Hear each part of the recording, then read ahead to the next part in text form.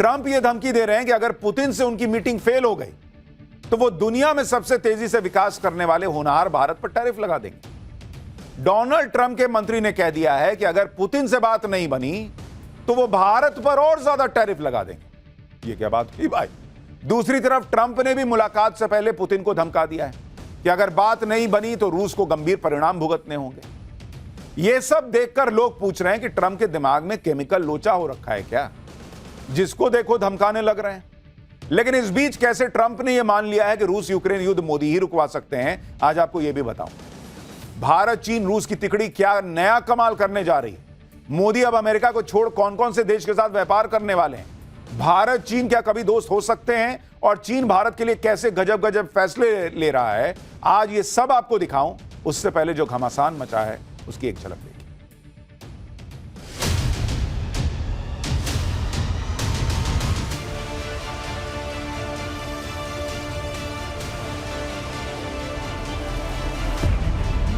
There will be very severe consequences. व्यक्तिगत रूप से मुझे बहुत बड़ी कीमत चुकानी पड़ेगी, लेकिन मैं इसके लिए तैयार हूं।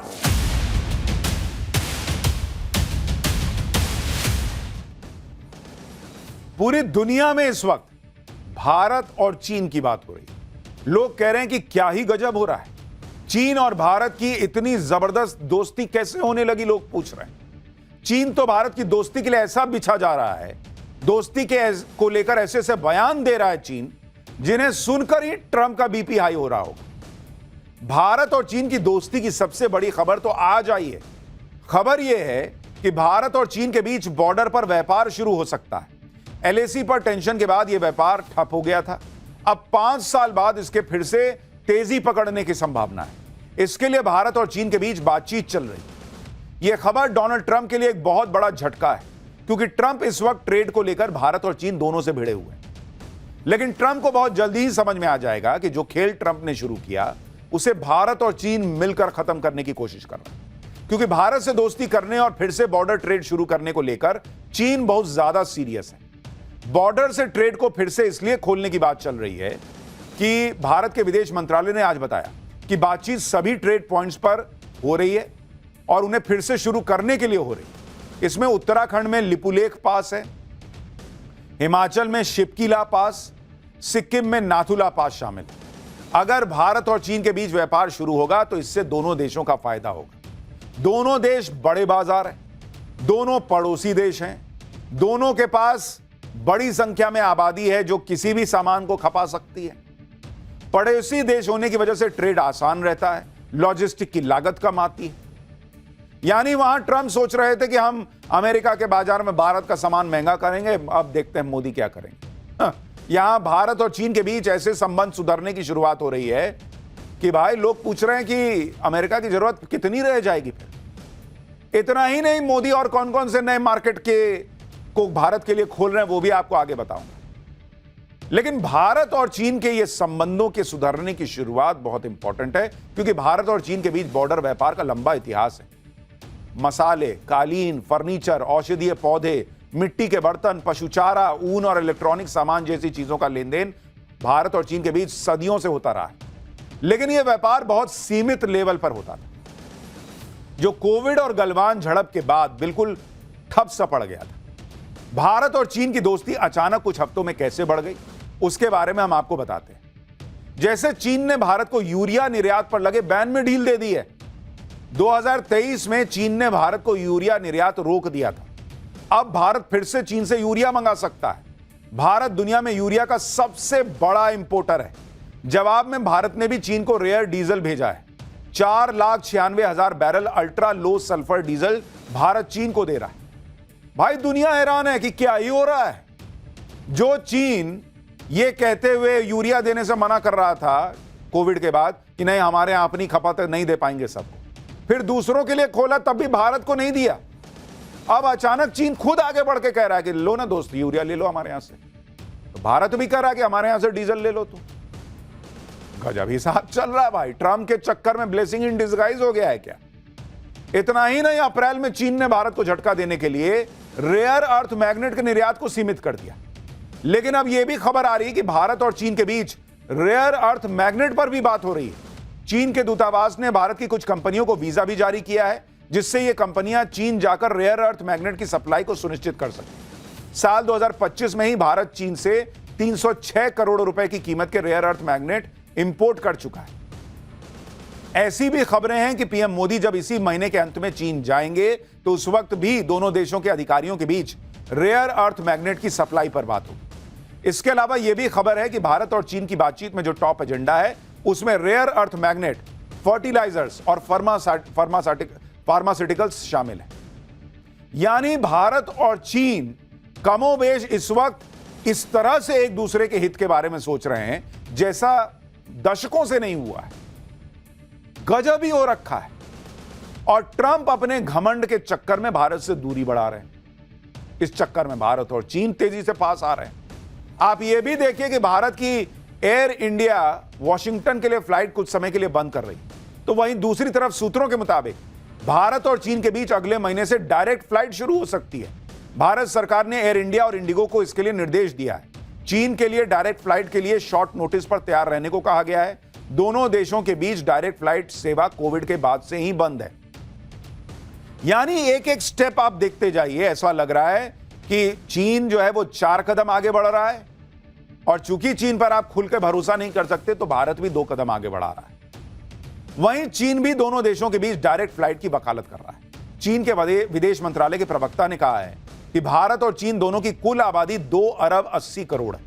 दोनों देशों के बीच डायरेक्ट फ्लाइट से सहयोग और ट्रैवल बढ़ेगा। पिछले कुछ समय से चीन इस मामले पर भारत के साथ बात कर रहा है। यानी दोनों देश इस मामले में सेम पेज पर है, और जल्दी ही भारत से चीन और चीन से भारत के लिए डायरेक्ट फ्लाइट सेवा शुरू हो सकती है।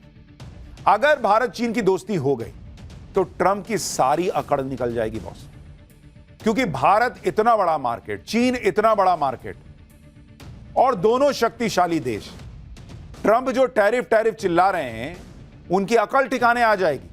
और ऐसा इसलिए क्योंकि गलवान के बाद 5 साल से भारत चीन में जो टकराव था उसकी वजह से, आपको मैंने अभी बताया कि एलएसी पर जो व्यापार था सीमा पर, वो तो ऑलमोस्ट रुका ही हुआ टाइप से था, लेकिन जो बाकी व्यापार चल रहा था दूसरे रास्तों से वो उतनी तेजी से नहीं बढ़ रहा था, जबकि अमेरिका को इसका फायदा हो रहा था। वहां तेजी से व्यापार बढ़ रहा था। जैसे अगर आप देखेंगे कि भारत और चीन के बीच और भारत और अमेरिका के बीच जो व्यापार हो रहा था, अगर आप उसको देखने जाएंगे 2020 में भारत चीन व्यापार कितना था भाई? 2020 में यह था 88 बिलियन डॉलर। भारत और चीन के बीच ये व्यापार 88 बिलियन डॉलर। 2024 में ये कितना हो गया घट के? ये बढ़ के ये हुआ 118 बिलियन डॉलर। 118 बिलियन डॉलर, यानी 88 से 118 हुआ बस। जबकि अगर आप भारत अमेरिका देखेंगे, भारत यूएस का देखेंगे व्यापार, तो 2020 में कितना था? 80 बिलियन डॉलर था, यानी चीन से कम था। लेकिन 2024 में यह बढ़कर 212 बिलियन डॉलर हो गया। आप देख रहे हैं, यानी चीन से व्यापार उतना नहीं बढ़ा जितना अमेरिका से बढ़ा। और डोनाल्ड ट्रंप को इतनी सी बात समझ में नहीं आ रही कि भारत और अमेरिका की दोस्ती में अमेरिका का बड़ा फायदा था। लेकिन अब जिस तरह से ट्रंप ने भारत से रिश्ते बिगाड़ लिए और जिस तरह से भारत पर टैरिफ लगाया, उससे ट्रंप और अमेरिका का ही नुकसान होगा, क्योंकि अमेरिका के साथ व्यापार कम हो जाएगा और उधर चीन से जिस तरह से भारत की दोस्ती बढ़ रही है उसमें चीन के साथ भारत का व्यापार बढ़ जाएगा। यही ट्रंप का नुकसान है और भारत चीन का फायदा। ट्रंप टैरिफ लगाकर भारत का नुकसान करने चले थे, लेकिन ट्रंप ये भूल गए कि चीन और भारत दोनों बड़े मार्केट, और अगर दोनों में दोस्ती हो गई तो फिर ट्रंप का टैरिफ का तमाशा फ्लॉप हो जाएगा। क्योंकि आप देखिए कि भारत के जिन उद्योगों पर ट्रंप के टैरिफ का असर पड़ेगा, वो उद्योग अब चीन जैसे दूसरे मार्केट देख रहे हैं। जैसे आप देखिए कि हमारे यहां जो जेम्स और ज्वेलरी की इंडस्ट्री है, उस पर अमेरिका के टैरिफ का असर पड़ेगा। लेकिन भारत के gem and jewellery export promotion council यानी GJEPC के मुताबिक चीन और हांगकांग से भारत के हीरों और सोने के गहनों की भारी डिमांड आ रही है। जुलाई में भारत के हीरे, माणिक और ज्वेलरी के निर्यात में करीब 16% की बढ़त आई है। भारत के हीरों और आभूषणों का सालाना निर्यात 18,756 करोड़ रुपए पहुंच गया है। कटे हुए और पॉलिश्ड हीरों का निर्यात ऑलमोस्ट 18% बढ़कर 9,230 करोड़ रुपए का हो गया। सोने के आभूषणों का निर्यात भी 16% बढ़कर 7,005 करोड़ रुपए का हो गया। हीरो और सोने के गहनों का निर्यात बढ़ने की वजह खास तौर पर हांगकांग से आई भारी डिमांड, यानी भारत के लिए नए बाजारों से ऑर्डर आ रहे हैं, जिसकी वजह से हीरो और सोने के गहनों का एक्सपोर्ट बढ़ रहा है। यानी डोनाल्ड ट्रंप ने सोचा था कि हम भारत का सामान अमेरिका में महंगा कर देंगे तो जैसे भारत बचेगा ही। भाई, भारत आपदा में अवसर तलाशने वाला देश है, वो और मार्केट तलाश लेगा, तुम अकेले बैठे हो। एक तरफ भारत नए नए बाजार तलाश रहा है, दूसरी तरफ भारत दूसरे देशों के साथ अपनी ट्रेड डील को भी तेजी से आगे बढ़ाने में लगा है ताकि भारत के एक्सपोर्टर्स को नए नए मार्केट मिल सके। खबर है कि भारत ने यूरोपियन यूनियन को और कुछ लैटिन अमेरिकी देशों के साथ फ्री ट्रेड एग्रीमेंट को फास्ट ट्रैक कर दिया है। साल 2024 में यूरोपीय यूनियन भारत का दूसरा सबसे बड़ा ट्रेडिंग पार्टनर है। इसके अलावा Bharat Chile, Peru, Ireland, Norway, Switzerland के साथ भी एफटीए पर बात कर रहा है। पिछले महीने ही पीएम मोदी ने यूके के साथ फ्री ट्रेड एग्रीमेंट किया है, जिसमें दोनों देशों के बीच द्विपक्षीय व्यापार दोगुना होने की उम्मीद है। और मैंने आपको याद है पाठशाला में दिखाया था, जिस वक्त ट्रंप ने पूरी दुनिया में टैरिफ का हंगामा शुरू ही किया था और तब भारत पर टैरिफ उतना लगाया भी नहीं था, तभी नरेंद्र मोदी ने, आपको याद होगा, यूरोपीय यूनियन के अध्यक्ष से मुलाकात कर ली। तभी मोदी ने शुरू कर दिया था भाई कि इसका भरोसा नहीं है जो इसके लक्षण दिख रहे हैं ट्रंप के, दूसरा रास्ता देखो किधर से हाईवे पे से होकर निकलना है। इसके अलावा पीएम मोदी ने भारत के एक्सपोर्ट को बढ़ावा देने पर भी जोर दिया। मोदी सरकार जल्द ही निर्यात को बढ़ावा देने के लिए 2,250 करोड़ रुपए खर्च करेगी। इसमें एमएसएमई से जुड़े एक्सपोर्टर्स की संख्या बढ़ाने और फर्स्ट टाइम एक्सपोर्टर्स की आर्थिक मदद की जाएगी। उन्हें आसान शर्तों में लोन देना, विदेशों में वेयर हाउसिंग की सुविधा देने जैसी सहायता मिलेगी। इसके अलावा कॉमर्स मिनिस्टर पीयूष गोयल भी उन स्टेक होल्डर से बातचीत कर रहे हैं जो ट्रंप के टैरिफ की वजह से प्रभावित हो रहे हैं। एक तरफ चीन भारत के साथ व्यापार बढ़ाने पर जोर दे रहा है, दूसरी तरफ चीन और भारत बॉर्डर विवाद को सुलझाने पर भी जोर दे रहे हैं। इसके लिए चीन के विदेश मंत्री अगले हफ्ते भारत आ रहे हैं। चीन के विदेश मंत्री वांग यी खास तौर पर बॉर्डर विवाद पर बात करने के लिए भारत आ रहे हैं। यहां वो एनएसए अजीत डोभाल से बात करेंगे। भारत और चीन के बीच स्पेशल रिप्रेजेंटेटिव्स मैकेनिज्म है। इसी के तहत चीन के विदेश मंत्री और एनएसए के बीच स्पेशल रिप्रेजेंटेटिव्स डायलॉग का दूसरा राउंड होगा। इससे पहले एनएसए डोभाल भी पिछले साल स्पेशल रिप्रेजेंटेटिव डायलॉग के लिए चीन गए थे। पिछले साल जब पीएम मोदी और चीन के राष्ट्रपति शी जिनपिंग 5 साल बाद मिले थे, तब दोनों नेताओं के बीच इस बात पर सहमति बनी थी कि वो रुकी हुई बातचीत को आगे बढ़ाएंगे। उसी सहमति के तहत चीन के विदेश मंत्री भारत आ रहे हैं, यानी चीन भी संकेत दे रहा है कि वो भारत के साथ बॉर्डर विवाद सुलझाने को लेकर बहुत गंभीर है।